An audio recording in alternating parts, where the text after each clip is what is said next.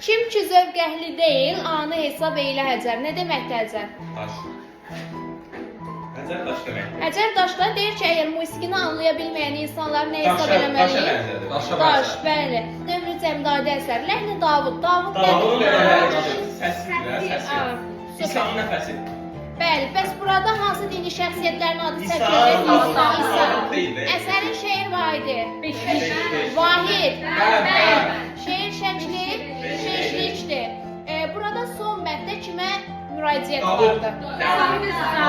Laura. Burada Zahidə görürsən də, lövhədə Zahidə, A Zahid. Nə baş verir burada? Burada bəli, ağ qabağa keçməkdən. Bəli, düz.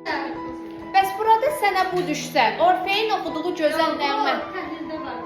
Bəli, bu təhlildə var idi. Seyid Əzim Şirvaninin Qafqaz müsəlmanlarına xitab kimə müraciətlə baş verir? Ancaq Laura.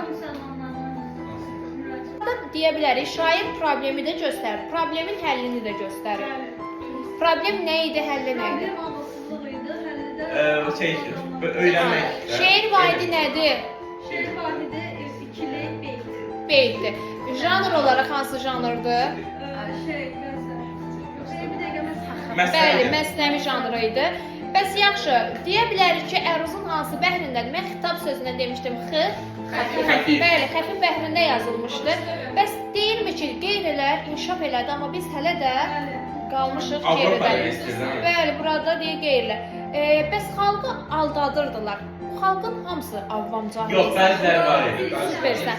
Bəzi insanları vardı ki, başa düşürdü. Bunlar da tək tük adamlar idi, amma çoxu başa düşmürdü. Deyir ki, biz dindar, müsəlman olsaq belə şəriətin mənasını yaxşı bilirik.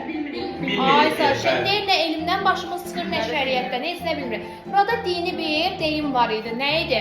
Məhəmməd Peyğəmbər deyib ki... Əl-Kəsibül Həbibül. Kəsdən bir dəqiqə. Bir də dinlə. Əl-Kəsibül Həbibullah. Nə deməkdir o? O-H. Bəli, doğrudur.